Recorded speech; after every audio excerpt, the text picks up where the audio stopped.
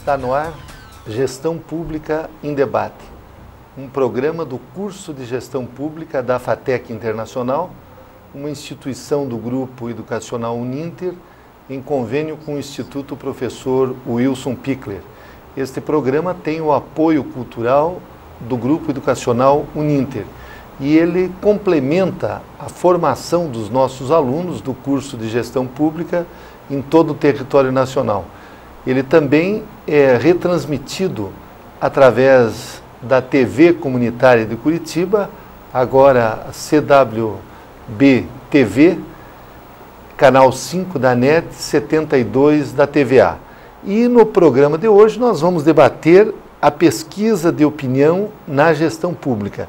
E o nosso primeiro convidado é Murilo Hidalgo, ele que é presidente da Paraná Pesquisa, uma das principais instituições de pesquisa do nosso país, com sede aqui em Curitiba.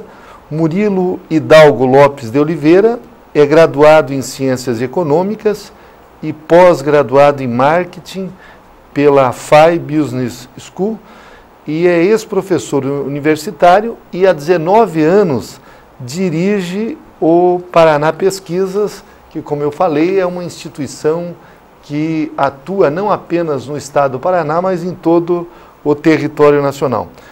Doutor Murilo, em primeiro lugar, nós queremos agradecer pela sua participação em Gestão Pública em Debate e gostaríamos que o senhor nos expusesse hoje um prefeito, um governador, um presidente da República, ele pode governar com sucesso sem ter pesquisas, pelo menos mensais, da sua gestão? Ou é difícil? Doutor Jorge, primeiramente é uma satisfação estar participando do programa com o senhor. Bem, respondendo diretamente à sua pergunta, é difícil. Hoje, a maioria dos gestores públicos, eles utilizam a pesquisa como uma ferramenta, como o senhor falou, mensal, de instrumento de orientação para a tomada de decisões. É muito difícil hoje um gestor público tomar uma decisão sem ter uma pesquisa. O prefeito, ou o governador, ou mesmo o presidente, quando ele disputa uma eleição, ele apresenta um plano de governo à população. Depois, ele começa a implementar este plano de governo. Muitas vezes, as necessidades da população, elas são diferentes daquelas propostas.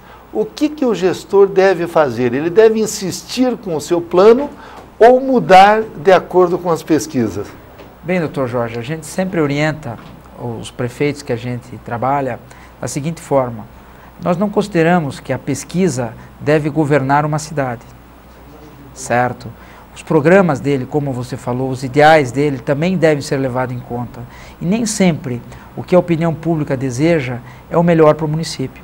Às vezes o gestor ele tem que tomar algumas medidas antipáticas à sociedade para lá na frente colher frutos melhores. Então há um conflito, mas eu posso dizer para vocês, a maioria hoje governa por pesquisa, certo? O senhor falou então que é importante ele ter a sua personalidade, o seu ponto de vista. Nós observamos agora, nesse debate que aconteceu na semana passada a respeito da CPMF, que questionaram o presidente Lula por que ele havia mudado de opinião a respeito da CPMF. E ele disse que preferia ser uma metamorfose ambulante. O presidente Lula é também um exemplo de um marketing bem sucedido. As pesquisas parece que apontam nesse sentido também. Sem dúvida, Jorge. Doutor Jorge, quando a gente observa isso, a gente vê o seguinte: o presidente Lula, quando ele diz que ele mudou de opinião em relação, tem o fator também que uma coisa é você estar no poder e outra coisa é você estar na oposição. São discursos completamente diferentes. E se a gente observar o próprio PSDB, que implantou a CPMF no país, certo? Eles derrubaram a CPMF do presidente Lula. E o Lula, que combatia tanto a CPMF, era o maior defensor da CPMF. Então esse é um conflito que existe, vai existir por muito tempo se não houver uma reforma política no Brasil, de um regime presidencialista, certo? Que quando a pessoa senta no poder, ela começa a enxergar diferente. Isso a gente sente muito hoje nos gestores públicos. Eles têm um discurso antes. Quando ele senta no poder, ele começa a ver que não era muito bem como ele falava lá fora, certo? Por isso que a gente fala da importância dele se preparar muito bem os candidatos, dele ter conhecimento muito grande antes de falar, inclusive quando ele é oposição. Simplesmente não é ele prometer uma coisa que vai ser inviável lá na frente. Normalmente acontece isso porque a maioria dos pré-candidatos eles têm conhecimentos mínimos da situação atual dos seus municípios. Como a gente sempre, quando a gente é contratado, a primeira coisa que a gente fala para um candidato é o seguinte: o senhor tem conhecimento profundo da situação do seu município hoje? Profundo. Não estou falando só de demandas de pesquisa de opinião pública. Nós estamos falando de orçamento, de legislação, do que pode, do que não pode, do quanto você pode investir em cada setor. Você tem esse conhecimento? Não saia propondo coisas impossíveis de serem realizadas lá na frente. Senão, você é capaz de ter que ir lá na frente e mudar de opinião. Agora, doutor Murilo, a população percebe essa contradição ou lá adiante ela tolera, ela acha que as coisas são assim mesmo? Entende? O governante ele tinha uma opinião na oposição, quando chega ao poder muda de opinião. Aquele que estava no poder, quando chega fica na oposição, também muda. Como é que a população, o cidadão comum, ele percebe essa situação? Isso influencia muito na sua decisão futura? Influencia demais, Jorge. E hoje, qual que é o grande problema? O eleitor, o cidadão comum, ele pensa no curto prazo. E o gestor, como um mandato de 4 anos, faz com que ele pense também no curto prazo. Não adianta ele fazer um programa de longo prazo, se em 4 anos ele vai ter que enfrentar a nova eleição. Então faz com que ele pense num curto prazo. E ele pensando num curto prazo, ele só pensa no imediato, de como estar agradando o eleitor, certo? Uhum. E o cidadão, ele muda a opinião dele também muito fácil. As questões micros prevalecem sobre as questões macros. O problema local, o problema da sua rua, o problema do seu bairro é mais importante do que o problema da cidade toda. Isso, é mais ou menos assim. Eles estão pouco, infelizmente a gente diz isso. Existe uma frase que a gente escuta muito do eleitor, para quem faz pesquisa, porque eu tenho o prazer de muitas vezes eu ir a campo mesmo. Tem pessoas que nos dizem o seguinte: veja bem, aquele prefeito deixou devendo 50 milhões à prefeitura, mas essa conta a gente não paga. Aquele outro zerou, mas ele fez muito menos, mas o que acontece? Ele deixou um superávit de tanto, mas esse lucro não é nosso. A população não entende, a população mais carente, ela quer um resultado no curto prazo. A rua dela está acima de saber se está endividando o município, quem vai pagar essa conta daqui 50 anos, 10 anos, 15 anos, a que condições foram feitos os empréstimos. Isso na cabeça da população não passa. Vale o quê? O benefício imediato que ela vai ter. Então, nessa questão da CPMF, quem a médio e longo prazo vai ganhar? O governo ou a oposição?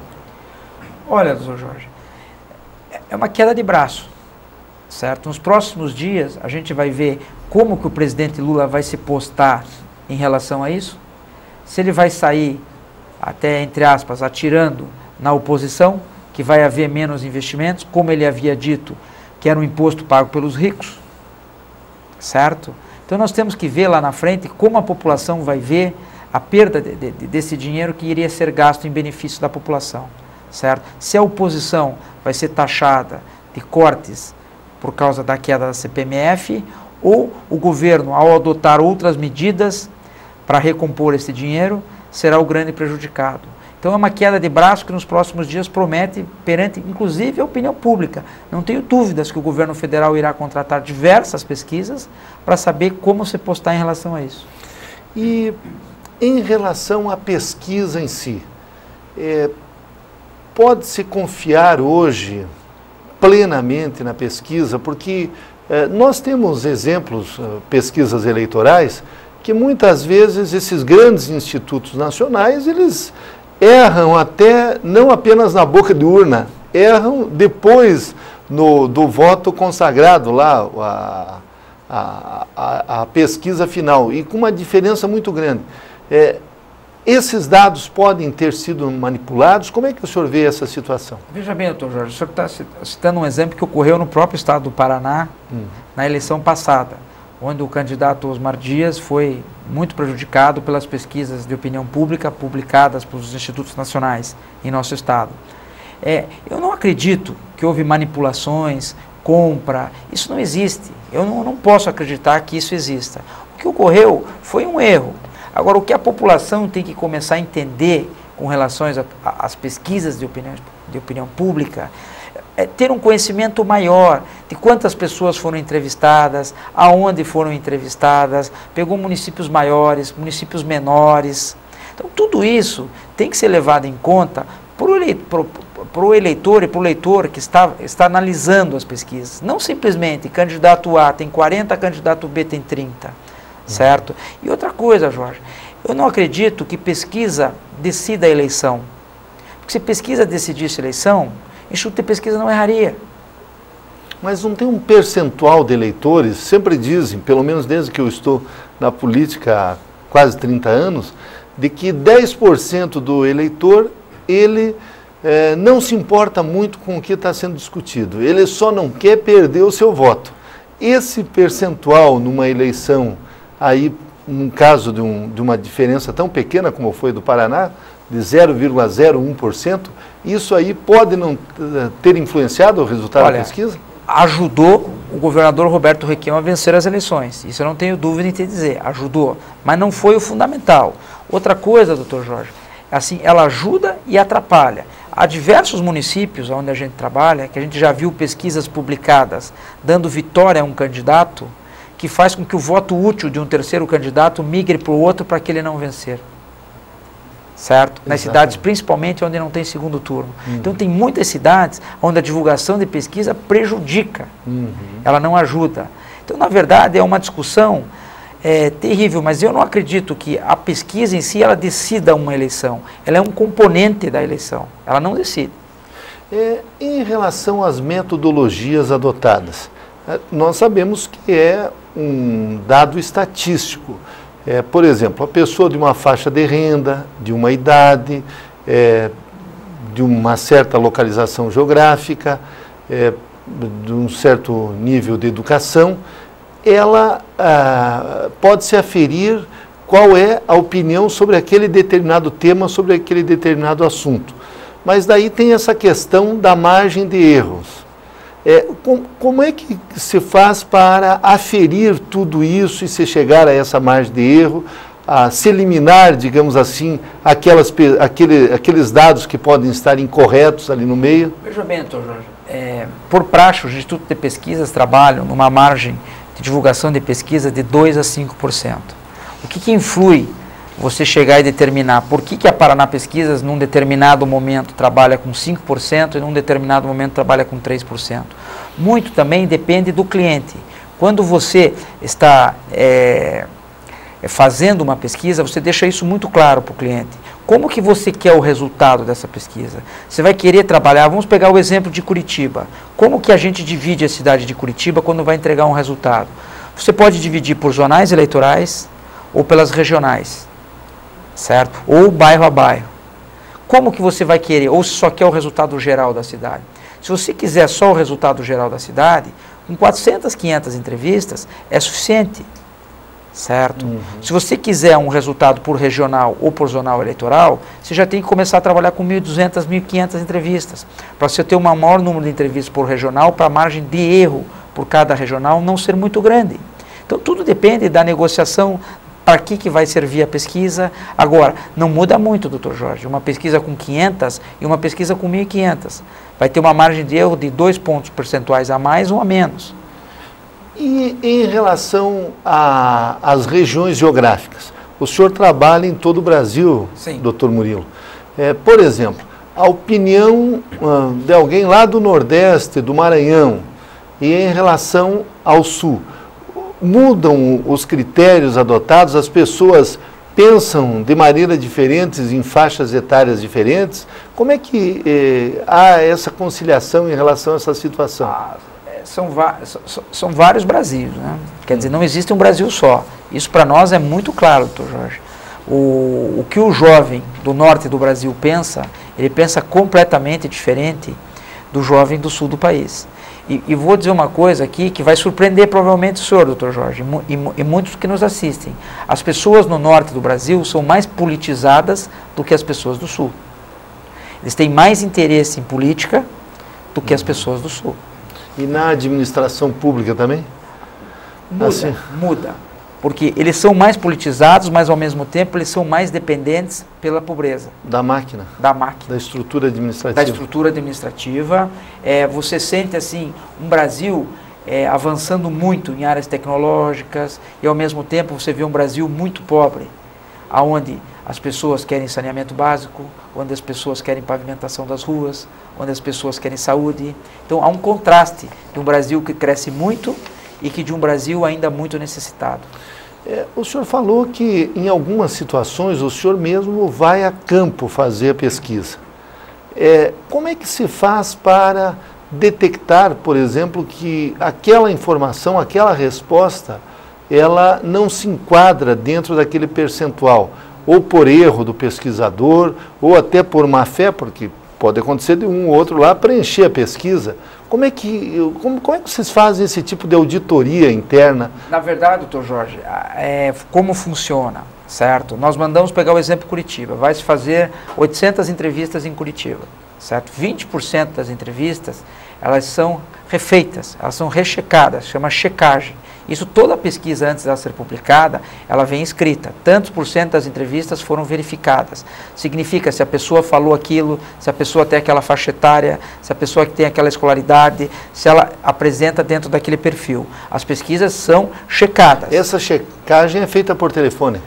Quando você tem o telefone, na Paraná Pesquisas, como a gente adota? Você tem um percentual de 10% que é feito por telefone e 10% que é feito pessoalmente. Pessoalmente? Exatamente. E o senhor falou de pesquisa por telefone. Há muita diferença no resultado de uma pesquisa por telefone e de uma pesquisa corpo a corpo, pessoal? Depende da cidade, doutor Jorge. Curitiba, eu estou para lhe dizer hoje que já há pouca diferença. Por quê? Porque em Curitiba, doutor Jorge, nós temos hoje todos os telefones por rua disponível. Certo? Eu consigo distribuir muito bem Curitiba hoje por telefone.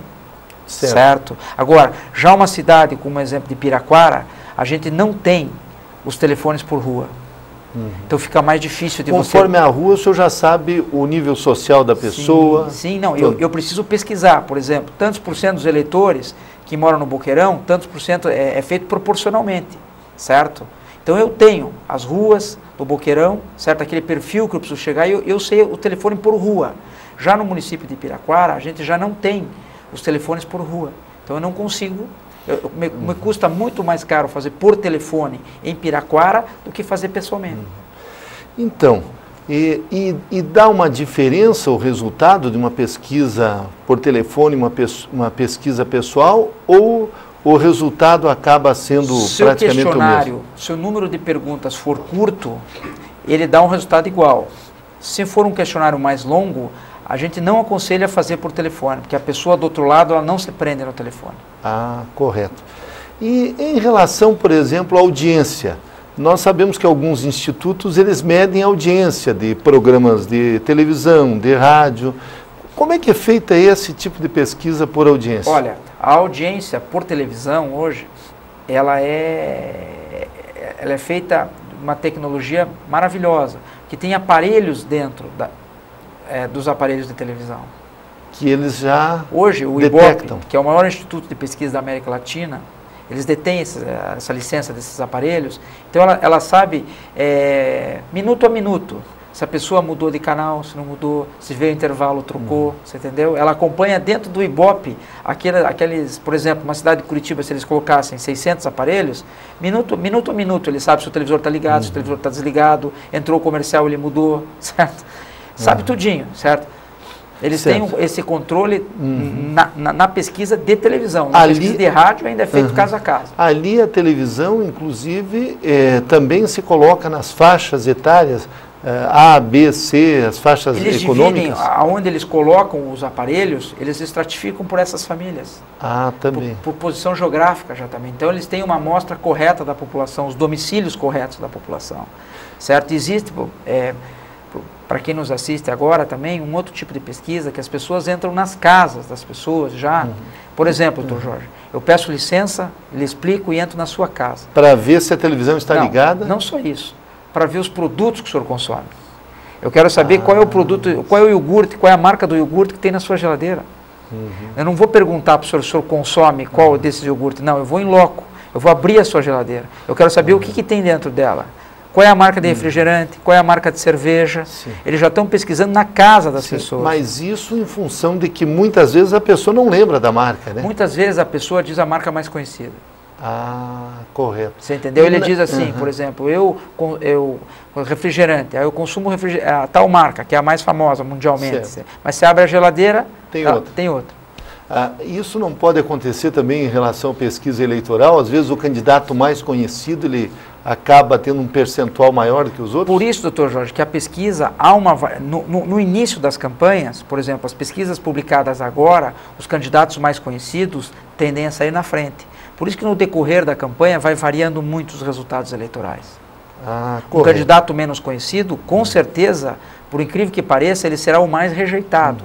Muitas vezes o cara fala assim, mas ninguém me conhece, por que eu tenho essa rejeição toda? Eles te rejeitam porque não te conhecem.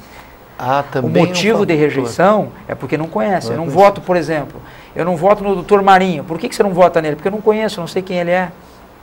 É o motivo de rejeição, mas esse é um motivo que durante a campanha a rejeição vai cair. Tem certos candidatos que não tem mais como cair, porque as pessoas não rejeitam porque não conhecem, rejeitam por algum motivo. Correto. Então, uma última pergunta, doutor Murilo Hidalgo, nós estamos debatendo sobre a pesquisa de opinião na gestão pública. Os prefeitos, de um modo geral, eles fazem pesquisas avaliando aquelas determinadas políticas públicas. Por exemplo, uma política... numa cidade, o senhor falou há pouco a respeito da questão da educação. Avaliam aquela política pública, aquele programa de governo, educação integral. Hoje chega a esse detalhe de ver como a população percebe Jorge, isso? As pesquisas organizadas, quase todas elas, é feito por secretaria quase. Então os prefeitos hoje eles sabem, por exemplo, na área de saúde e educação, aonde são os maiores problemas. Certo? Por exemplo, na área de saúde, o que é o maior problema? É a demora no atendimento, a falta de medicamento, a falta de médico, mau atendimento médico, exames especializados. Na área de educação, doutor Jorge, a mesma coisa. Os prefeitos, eles detêm hoje pesquisas com pais de alunos, com professores, todos eles opinam sobre o sistema de educação. Agora, uma coisa que chama a atenção hoje, doutor Jorge, que é triste, que é muito triste para o país, é como que as pessoas avaliam a educação. As pessoas hoje avaliam a educação em cima, isso por pesquisa, se a escola é bonita, se a professora ou o professor é bonzinho, certo? Quer dizer, que não deveria ser itens. Não se preocupam muito com o conteúdo, com a formação. O conteúdo está em quarto, quinto plano. Eles querem saber da merenda. A merenda é importante. A merenda é importante, a professora, se é carinhosa, é importante, se a escola é bonita, se não tem vidro quebrado, se a infraestrutura dela é boa, se a quadra de esporte é boa, certo? Agora o conteúdo, ele está ficando em segundo plano, o que é muito ruim para o país. Muitas vezes os prefeitos nos falam, eles pediram para trocar aquela professora, porque ela ia reprovar quase todo mundo. Então, de repente, essa professora que está preocupada com o conteúdo, ela passou a ser um problema. Você vê que coisa, né? Então, nós entrevistamos em Gestão Pública em Debate o Dr. Murilo Hidalgo, ele que é presidente do Instituto Paraná Pesquisas, aqui de Curitiba, e o tema foi, nessa primeira parte do programa, a pesquisa de opinião na gestão pública. Dr. Murilo, queremos agradecer muito a sua presença no nosso programa. Muito obrigado. Doutor Jorge, estamos à sua disposição.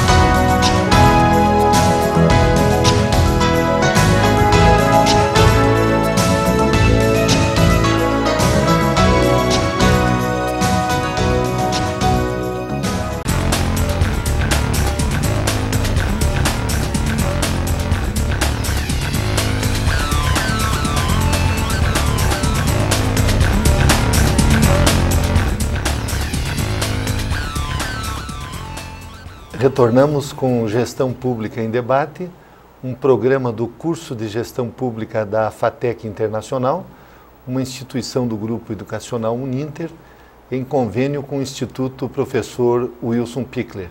Este programa tem o apoio cultural do Grupo Educacional Uninter. E hoje nós estamos debatendo a pesquisa de opinião na gestão pública. E na segunda parte do programa nós vamos entrevistar o professor Emerson Urize Servi. O professor Emerson Servi é doutor em Ciências Políticas pelo Instituto Universitário de Pesquisa do Rio de Janeiro, a UPERJ.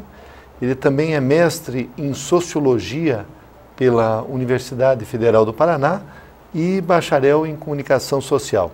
É pesquisador sobre opinião pública e eleições no Brasil e integra a Rede Nacional de Pesquisas em Mídia e Eleições.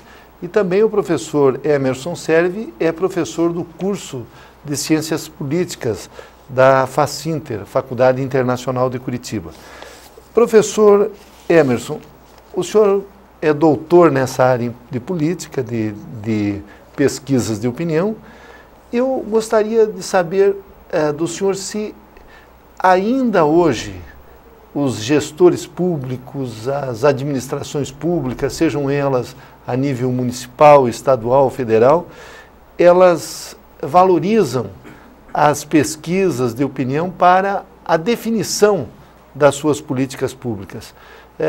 Até que ponto as nossas administrações públicas se baseiam as suas decisões em bases científicas, ou seja, em pesquisas que têm bases científicas? Olha, Bernardo, essa coisa da utilização das pesquisas de opinião na gestão pública, no Brasil, é algo um pouco recente, né?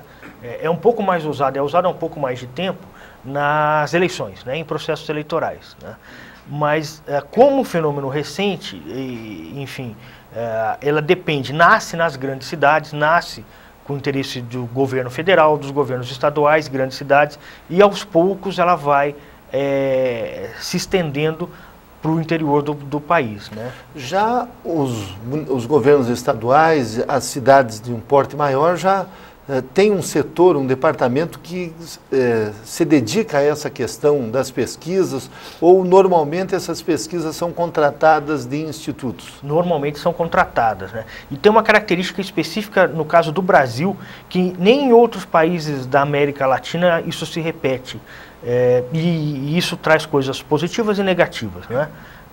O caso brasileiro é um caso bastante atípico. É que as pesquisas de opinião, elas entraram, ou estão entrando no setor público através dos setores, dos departamentos de marketing, né, e de publicidade. Assim como elas entraram também nas campanhas eleitorais através das agências de publicidade, né? Isso faz com que haja um interesse maior nas questões de visibilidade da gestão, assim como nas questões de visibilidade do candidato. Aos poucos, o Brasil vai percebendo que as pesquisas de opinião, elas são, na verdade, um instrumento muito importante, até mesmo para os processos de democratização. São uma forma de manifestação do público a respeito do gestor e das decisões dos gestores públicos, né?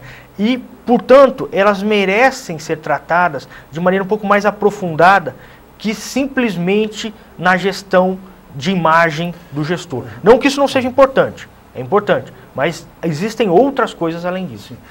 Então, o que o senhor está nos dizendo é que a pesquisa, ela se preocupa muito também de ver a imagem do gestor, seja nós acompanhamos muito as pesquisas que são feitas mensalmente da imagem do governo, da imagem do presidente da República, e a nível estadual, a nível municipal também se olha muito a imagem do governador, a imagem do prefeito. Seria mais ou menos isso que tem direcionado as nossas pesquisas? Essa foi a porta de entrada, vamos dizer assim, das pesquisas de opinião pública, dos métodos quantitativos, né, na gestão pública.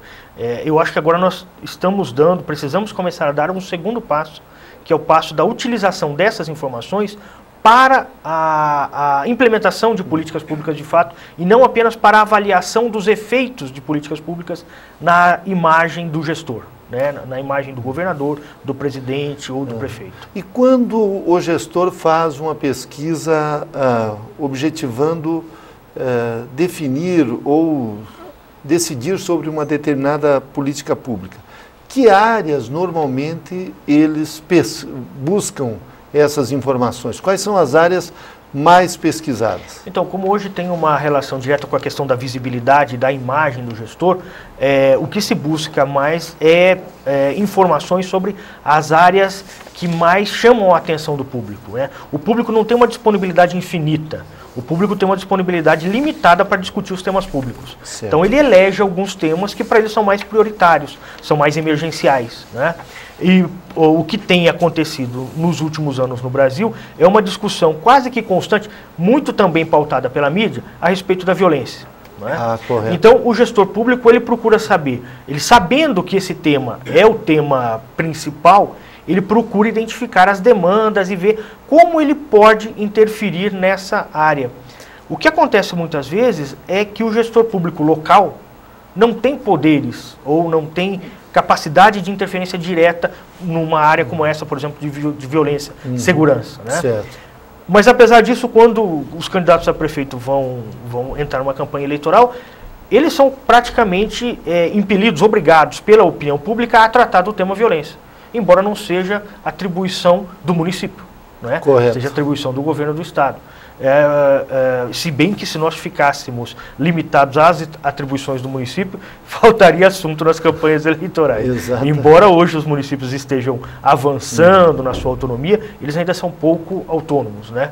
Eu costumo brincar com meus alunos que eles teriam que falar sobre conservação de praças e locais públicos, para ver quem é melhor, quem é mais competente nisso. É claro que é um exagero, mas isso mostra também que o gestor público ele é quase que um refém da opinião pública. Não adianta ele querer discutir o que interessa a ele. Ele precisa debater o que está gerando atenção e interesse no público. E como é que ele fica sabendo isso? Através das pesquisas de opinião. E como é que você faz essa medição, essa mensuração, digamos assim, da satisfação das pessoas em relação a um programa? Nós sabemos que você saber se aquele programa, aquela obra que você fez lá naquele bairro, se ele trouxe benefícios e como é que a população está vendo e vai gerar resultados eleitorais. A pesquisa tem condições de Tem. Então, mas aí são dois níveis, né? Você tem um nível de satisfação geral, né? Você pode ter um nível de satisfação no município, né? E aí a satisfação é mais geral no sentido que ela é mais abstrata. Nem todo mundo que diz que está satisfeito ou insatisfeito está utilizando diretamente o serviço ou aquela obra. E você tem um nível de satisfação específico, não é? Que são os moradores de determinado bairro, onde a prefeitura interviu, criou um novo acesso, ou criou uma trincheira, mudou alguma coisa, ou construiu um posto de saúde. E aí o gestor pode ter por objetivo querer saber especificamente daquela população. Não é? Então aí não importa quem não utiliza o serviço, a opinião de quem não utiliza, mas sim daqueles que estão diretamente relacionados. Daqueles que estão envolvidos. E em relação, por exemplo, à opinião pública, qual é a opinião que mais muda, que está mais suscetível à mudança? Nós sabemos que há uma diferenciação entre opinião pública bruta, que seria aquela mais simples, que a pessoa tem a informação através do rádio, da televisão, e aquela opinião pública qualificada, que é aquela fruto de um debate, de um diálogo, de um processo todo de conhecimento, enfim, a pessoa está estudando toda aquela situação. Essa opinião pública bruta, a mais simples, essa provavelmente seja mais suscetível de mudanças. Seria mais ou menos isso ou não? Não necessariamente, Jorge. Sabe que o senso comum, ele tem essa impressão, que as pessoas menos preparadas ou menos interessadas tenderiam a mudar mais facilmente a opinião. Pesquisas têm demonstrado que nem sempre é assim, ou quase nunca é assim. Pesquisas têm demonstrado que a opinião que o indivíduo tem sobre determinado assunto depende de dois fatores principais. primeiro, a sua predisposição, portanto, é uma opinião já cristalizada. Sim. Seria um preconceito, uma opinião algo que ele já tenha, que já exista nele. Certo. E segundo, nível de informação a respeito do tema. Quanto maior o nível de informação que o indivíduo receber a respeito do tema, mais apto ele estará para alterar, reformar ou reformular a sua opinião. Ah, é o contrário. É o contrário. Quanto menos informação ele tiver, Sim. menor será o estímulo para ele pensar sobre aquilo. Certo. Portanto, menor a sua capacidade de reformulação.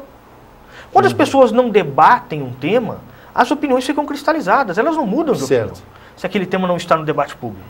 Agora, quando o tema entra no debate público, as pessoas começam a discutir, e aí é preciso tomar outro cuidado. A discussão não se dá apenas de maneira organizada, não se dá apenas através dos meios de comunicação, através das organizações formais de representação de segmentos da sociedade. A discussão no espaço público se dá a todo momento. Se dá no ponto de ônibus, se dá dentro do ônibus, se dá no local de trabalho, na hora de lazer. Não é? Então, é essa informação que o indivíduo recebe, direto ou indiretamente, em qualquer lugar, em qualquer espaço público, ele vai utilizar, pode utilizar, para ajudar a manter ou reformar a sua opinião.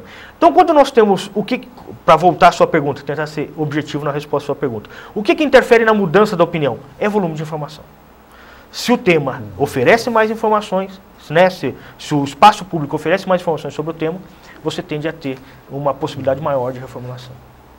Com essa sua resposta me veio um samba muito antigo do Adoniran Barbosa, que ele fala sobre o cotidiano lá de São Paulo, e num determinado momento ele diz, porque nós ficamos lá conversando sobre coisa que a gente não entende nada. Então, nesse momento em que as pessoas estão conversando sobre assuntos que eles não entendem, é que aí é que está se formando uma opinião qualificada, pode ser aí? Mas aí tem a coisa do nível de atenção do indivíduo. Se ele não entende, ele vai dar pouca atenção. Certo. Né? O que ele entende ou não entende depende de como está relacionado diretamente ao seu cotidiano. Né? Sobre violência, todo mundo entende. Correto. Porque todo mundo toma percebe. Cuidados diariamente para evitar a violência. Sobre saúde, sobre educação pública, todo mundo entende. Corrupção já não é bem assim. Porque a corrupção no espaço público não é algo que esteja no cotidiano das pessoas. Desculpe, aliás, as pessoas até, se o sujeito rouba uma galinha, ele pode ser mais execrado do que alguém que rouba milhões, porque esses milhões não entram na cabeça das pessoas. Né? Porque uma galinha pertence a alguém que pode ser igual a mim.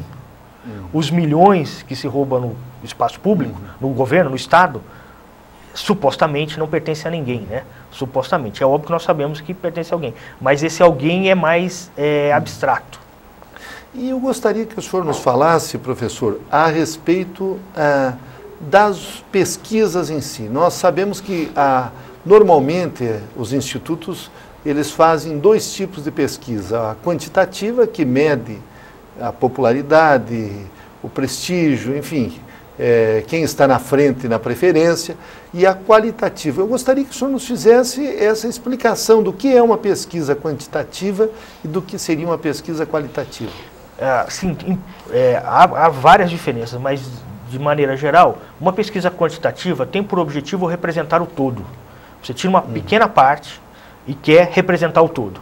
Né? Então você pode falar sobre os eleitores de Curitiba, né, que são 1.200.000.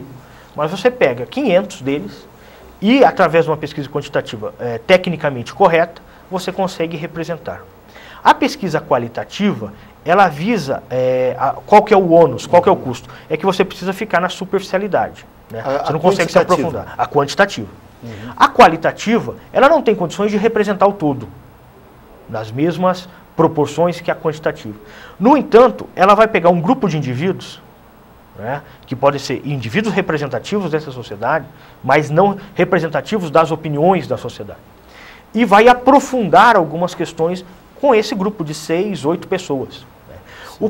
Normalmente, o que se faz é começar com uma quali, com um grupo de pessoas, para identificar quais são os temas, quais são as abordagens que mais estão salientes nessas pessoas, e a partir dos resultados dessa qualitativa, preparar um questionário ou um instrumento de pesquisa quantitativa. E aí você vai a campo. Tem vários exemplos de como isso funciona bem. Isso pode orientar, digamos, um candidato a prefeito, o que ele deve falar em público, os assuntos que ele deve abordar para determinados segmentos da sociedade, aquilo que aquela população está esperando que ele diga, seria mais ou menos isso? Hoje os candidatos, hoje não, já há muito tempo, os candidatos, é provável que desde Roma Antiga, os candidatos bem-sucedidos sejam aqueles que consigam ser compreendidos pelos seus representados. Para ser compreendido com os representados, precisa ter condições de falar com eles. Para falar com alguém, você precisa despertar atenção. E a atenção só é despertada em temas que interessem essas pessoas. Então, cabe ao candidato identificar quais são esses temas, qual é essa forma de abordagem, e aí, então, preparar todo o seu discurso, toda a sua postura, todo o seu conjunto de propostas, né, seu projeto de governo, em função dessas demandas. Isso não é novo, não é? Isso sempre existiu. Né? Tanto que existe o corpo a corpo, sempre existiu. O que é o corpo a corpo? Senão o candidato entrar em contato com as pessoas, cumprimentar as pessoas e ouvir delas o que elas têm a dizer para o candidato. E a partir daí, o candidato, antigamente, subia no palanque e preparava o seu discurso exatamente como resposta ao que ele tinha ouvido antes. Hoje, nós não temos mais o palanque é eletrônico, né? Então o candidato não está mais em constante contato. Quem vai entrar em contato para o candidato com as pessoas são os institutos de pesquisa, ou que podem ser os cabos eleitorais de maneira informal, ou de maneira formal, as pesquisas de opinião que vão indicar quais são os temas, quais são, até inclusive para bairro, né? Há pesquisas para bairro, de bairro a bairro. Nós sabemos, o senhor é um especialista em pesquisas eleitorais, nós sabemos que os institutos, eles têm errado muito ultimamente em algumas situações. E há sempre aquela desconfiança, como é que um instituto ele chega na pesquisa de boca de urna e erra por 6 pontos de diferença, como foi o caso aqui no Paraná. Isso, na sua opinião, é erro ou pode haver por trás disso também má-fé, manipulação do eleitorado, porque sempre tem um percentual de eleitores que não quer perder o voto. E aí a gente sabe que tudo pode acontecer nesse ambiente. Pode haver má-fé. Só que eu penso que é uma estratégia suicida. Do próprio instituto? Do instituto. Né? O instituto vai errar uma vez, 2 vezes e não vai errar mais. Porque ninguém mais vai querer contratá-lo, porque ninguém mais vai confiar nele. É possível que haja erro técnico também. Erro de questionar. Faz uma pesquisa, digamos assim, para que ela, tecnicamente, tem uma metodologia? Tem, claro. Agora, eu só queria dizer uma coisa, Jorge.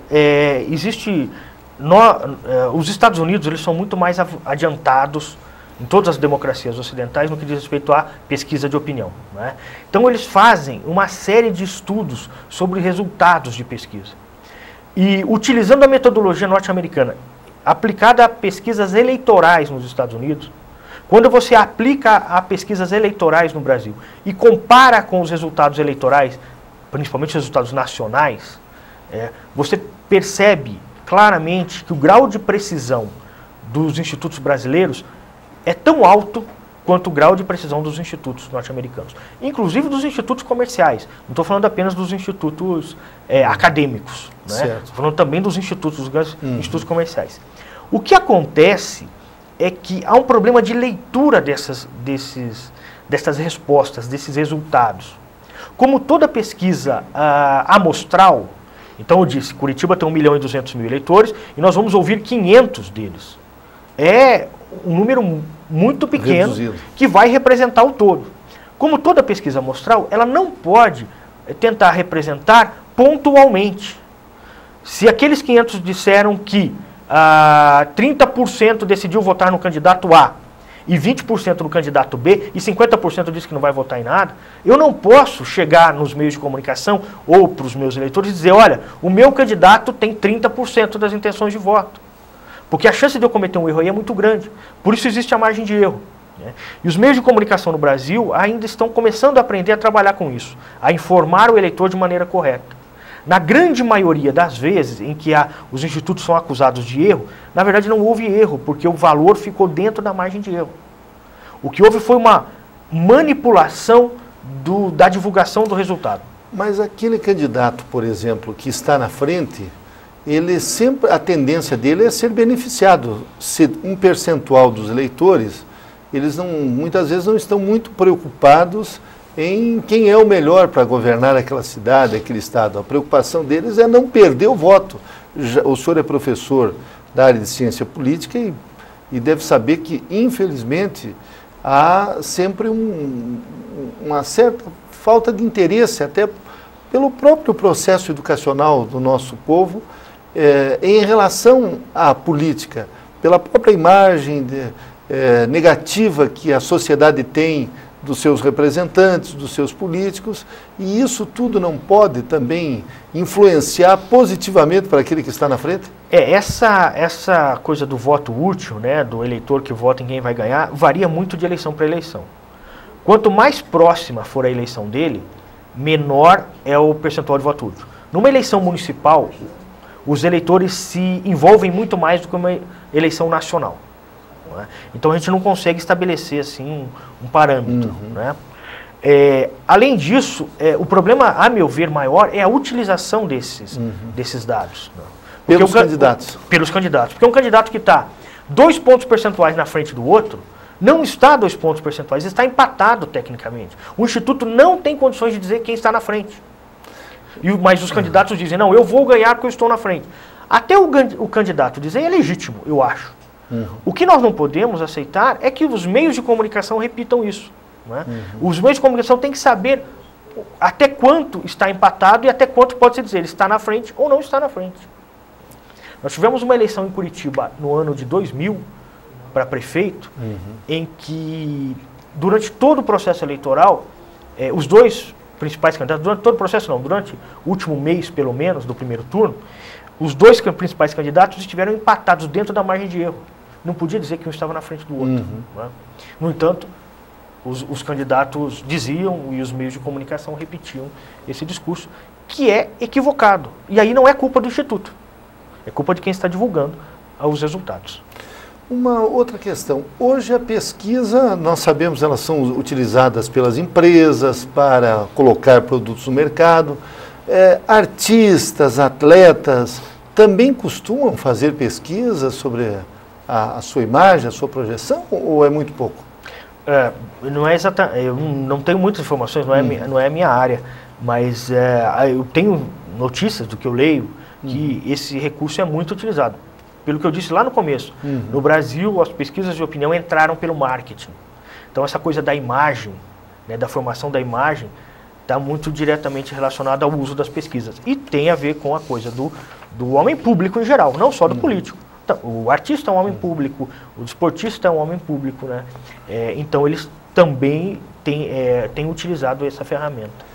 Então, nós entrevistamos em Gestão Pública em Debate o professor Emerson Serve, ele que é doutor em Ciência Política, professor da Facinter, e o tema de hoje foi a pesquisa de opinião na gestão pública.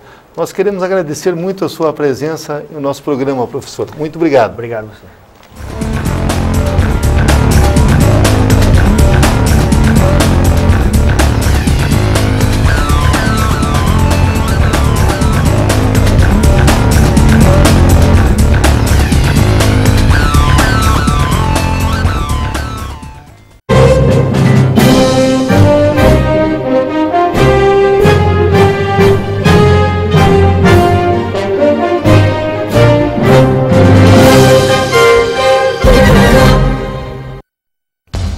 As exigências do mercado profissional impõem necessidades de se possuir um diploma de ensino superior, mas muitas pessoas têm dificuldades na hora de fazer uma faculdade.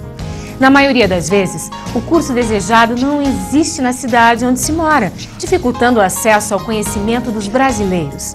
A falta de tempo, combinada com os problemas pessoais, como o de renda, também são alguns dos obstáculos para a realização ou continuidade dos estudos. Muitos brasileiros estão encontrando a solução no ensino à distância para realizar o sonho de concluir um ensino superior. A educação à distância tem mostrado grande importância para atender um número incalculável de alunos que estão atrás de conhecimento. No entanto, esta modalidade de ensino não é uma novidade. Com origem no século XVIII, o IAD era feito através de correspondências e foi uma experiência que deu certo. Neste cenário, o Grupo Educacional Uninter surgiu investindo no que há de melhor em tecnologia e metodologia do ensino à distância, melhorando o sistema de ensino e levando estudo de qualidade a todas as pessoas. Hoje, com a videoconferência e com a informação via satélite, é possível assistir a aulas em tempo real em telesalas, de forma com que haja uma interação entre aluno e instituição de ensino. Com este suporte, o IAD está tomando um caminho de democratização da educação, fundamental para um país como o Brasil, que tem mais de 85% dos brasileiros acima de 18 anos que ainda não fizeram curso superior. Com a difusão do ensino à distância, o Uninter quer promover a diminuição da migração regional, fixando as pessoas em sua região de origem, promovendo o desenvolvimento local através da qualificação dos profissionais da região. Agora, conheça em detalhes a metodologia, bem como a tecnologia empregada no ensino à distância, que tem sido um dos maiores fatores de crescimento da educação no Brasil. Em cada cidade onde se faz presente, o Grupo Uninter trabalha em parceria com escolas de primeiro e segundo grau, aptas a oferecer estrutura física compatível com a estrutura que o grupo apresenta em suas unidades em Curitiba, dentro dos padrões exigidos pelo MEC. Essas escolas parceiras são chamadas de centros associados e passam por uma rigorosa avaliação antes de serem escolhidas pelo grupo. Após esta avaliação, os centros associados passam a receber o sinal das aulas via satélite nas chamadas telesalas. Através de satélites banda C e banda KU, o IAD Uninter conta com sinais digitais via satélite durante 24 horas por dia, garantindo um sistema de comunicação simultâneo para todo o país, permitindo que, por meio da metodologia de educação à distância da EDSAT, Rede Brasileira de Educação via Satélite, centenas de telesalas tenham ao mesmo tempo cursos de graduação e pós-graduação, assim como seminários e palestras. Um dos grandes diferenciais desta modalidade de ensino é que o aluno, se não puder estar presente na telesala de sua cidade, pode assistir às aulas no centro associado mais próximo. Hoje, são aproximadamente 1.200 polos credenciados pelo MEC em todo o Brasil, que formam anualmente milhares de alunos através da Faculdade Internacional de Curitiba, a Facinter, e a Faculdade de Tecnologia Internacional, a FATEC Internacional. No ensino à distância, a interatividade entre alunos e professores é fundamental. No Grupo Educacional Uninter, o aluno pode fazer questionamentos durante as aulas através do serviço 0800, internet e diversos outros, como chat, Claro Line, vídeo on demand e ambiente colaborativo. Para cada disciplina de todos os cursos superiores, o aluno recebe livros elaborados pelos professores que ministram as aulas via satélite. Este material é especialmente confeccionado para educação à distância através da editora IBPEX e já está incluído na mensalidade. São 30 livros em média de leitura obrigatória por curso. Empresas também podem participar da sistemática de ensino à distância do Grupo Educacional Uninter, oferecendo a seus colaboradores cursos e treinamentos no próprio local de trabalho, contribuindo desta forma com seus programas de responsabilidade social. Uma iniciativa como esta qualifica os trabalhadores e aumenta a produtividade. É bom para a empresa e melhor ainda para o funcionário. São dezenas de opções de cursos à distância autorizados e reconhecidos pelo MEC e ministrados pelos melhores profissionais da área educacional brasileira. Os alunos de todo o Brasil podem ainda dar continuidade aos seus estudos através de pós-graduação e MBA pela metodologia à distância. A seriedade com que trabalha e a confiança que o Grupo Educacional Uninter conquistou ao longo dos últimos anos tem colocado profissionais altamente qualificados no mercado de trabalho brasileiro, realizando sonhos e contribuindo para o desenvolvimento social e econômico do país. O ensino à distância foi formatado para dar oportunidade aos jovens de ingressar na vida profissional. Porém, devido às facilidades que o sistema oferece, os profissionais que desejam aprimorar seus conhecimentos também têm aproveitado esta chance de crescimento. Com qualidades ímpares, o ensino à distância vem ganhando cada vez mais espaço no Brasil. As vantagens que mais se sobressaem para os alunos são mensalidades acessíveis, que permitem ao estudante adequá-las ao orçamento. Aulas uma vez por semana, facilitando a adaptação de horários e proporcionando mais tempo livre para estudo planejado. E qualidade de ensino, que incentiva o aluno ao crescimento intelectual e profissional. No EAD, os extremos são notórios, mas isso significa harmonia e desenvolvimento em conjunto. O ensino à distância está presente, por exemplo, em grandes centros e também em pequenas cidades, oferecendo as mesmas oportunidades a todos.